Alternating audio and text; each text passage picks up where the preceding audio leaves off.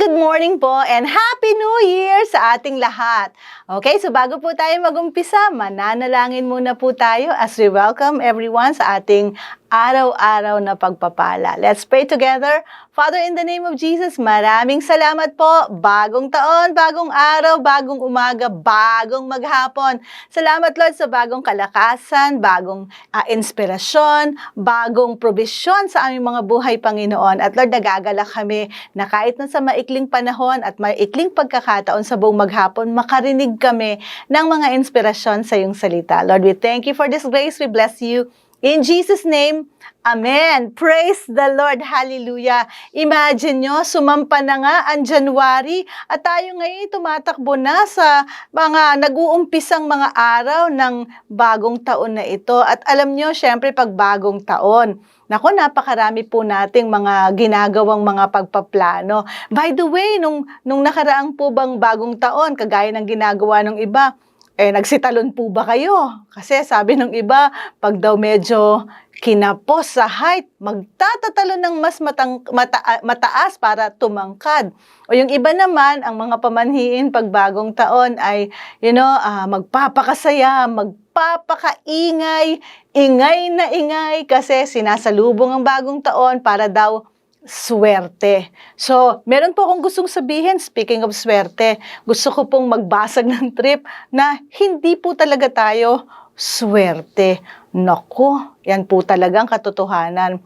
Wala po talaga sa atin ang swerte. Ano, Pastor Weng? Walang swerte? Opo, wala pong swerte. Kasi kung ikaw at ako ay nakakilala kay Kristo, tayong mga anak ng Diyos na tinuturing ng Biblia, talaga po, hindi tayo swerte. Kasi blessed tayo. Iba po yung swerte sa blessed. Kasi pagka-swerte, swerte is like a chance, a game of chance. No? Pwedeng swerte ka ngayon. Pwedeng may magandang mangyari sa iyo ngayon kasi sineswerte ka. Pwede ring hindi, di ba? Parang chance ang buhay. Pero pag ikaw ay blessed, at iyon tayo, iyon ka, iyon ako, ang blessing, whether we are in the middle of any circumstance, good or bad, or favorable or not, blessed tayo. Talagang all things work together for good for those who love the Lord. And speaking of bagong taon, sa dami ng mga rituales na ginawa ng mga tao, siguro marami rin sa atin nagsulat ng ating New Year's resolution. Ano bang sinulat mo? Ako ba nagsulat? I have it in my mind, no? Kasi maganda naman talaga na meron tayong mga resolutions, mga bagay na gusto nating ma-achieve, merong mga bagay na gusto nating gawin, at may mga bagay na ayaw na nating gawin, o may mga bagay na gusto nating makamit, o may mga bagay na gusto nating ibawas o tanggalin sa ating mga buhay. Those are resolutions. Pero alam niyo, sabi po sa Bible, sabi po sa Proverbs chapter 19 verse 21 in the ESV version, many are the plans in the mind of a man, but it is the purpose of the Lord that will stand. Ito po talaga yung napakagandang i-consider natin as we're making resolutions.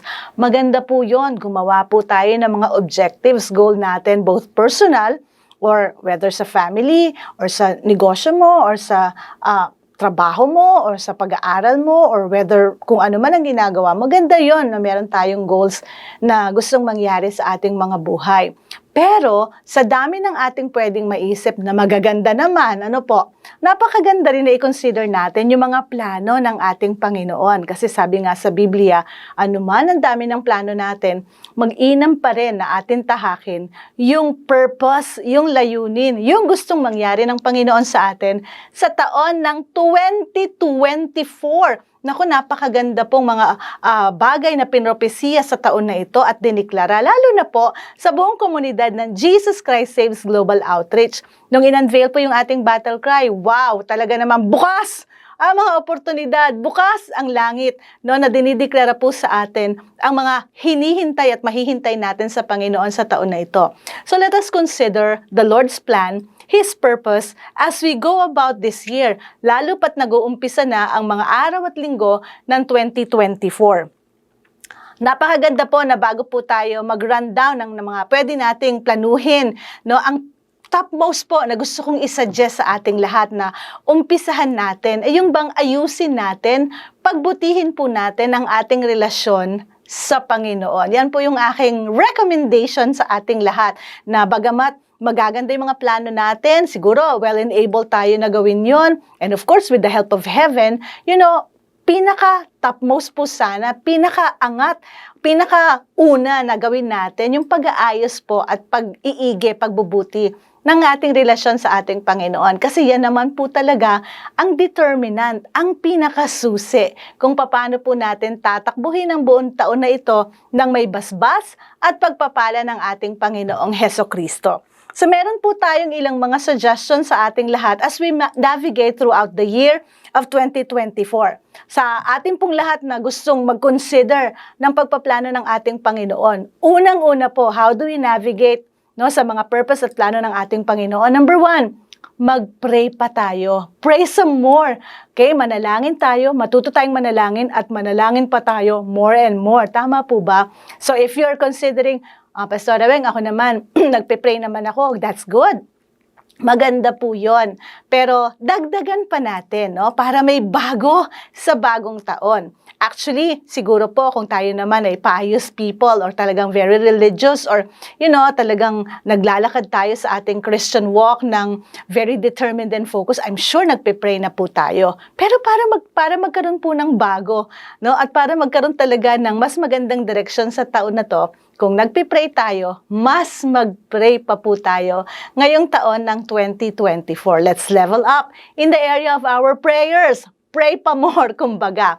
Ikalawang bagay, as we navigate to the success of 2024, mas lalo po tayong magbasa ng salita ng Diyos. Kasi ang salita ng Diyos, ang Biblia po, yan talaga yung manual of success in this life. Tama po, andyan lahat ang mga habilin, ang mga direction, instruction ng Panginoon kung paano tayo talagang makakasalo ng mga biyaya ng Panginoon, lalo pa at nag-uumpisa na nga ang bagong taon na to. Of course, nag-uumpisa na tayong tumakbo at nag-uumpisa na po tayong pumaroon sa ating destinasyon sa buong taon na to. Excited ka ba? Well, ako rin po ay excited na excited. At masusustain yung excitement na yan, yung lakas para maka-overcome tayo ng taon na to as we read through the scriptures. Kaya magbasa pa po tayo at mag-meditate pa tayo lalo ng salita ng ating Panginoon. Ikatlong bagay, para mag-navigate tayo very well sa layunin at purpose ng Panginoon for the year 2024, mas lalo po natin i-level up ang ating pananampalataya at pagtitiwala sa Panginoon.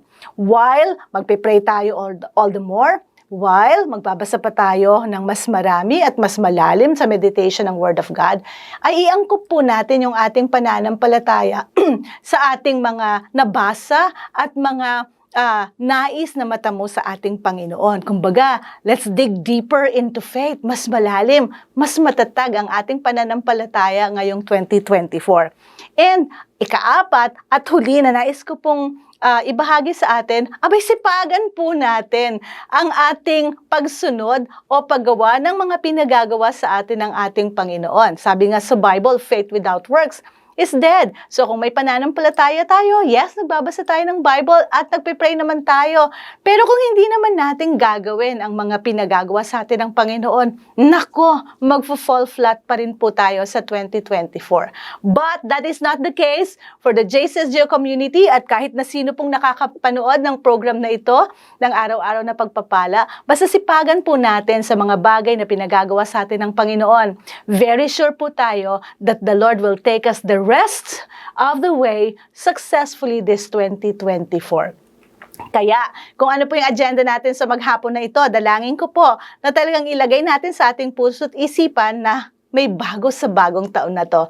At ang bago na yan ay magsisimula sa iyo at sa akin. Alright? So ngayon po ay mananalangin na po tayo upang sa ganon, patnubayan tayo ng Panginoon the rest of our day today. Okay, join me in this prayer. Father, in the name of Jesus, maraming salamat po. Lord, may direction kami sa buong 2024.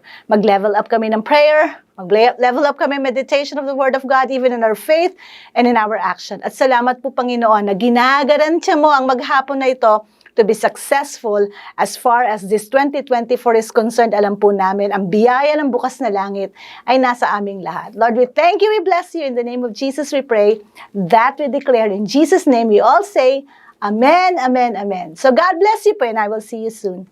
Bye!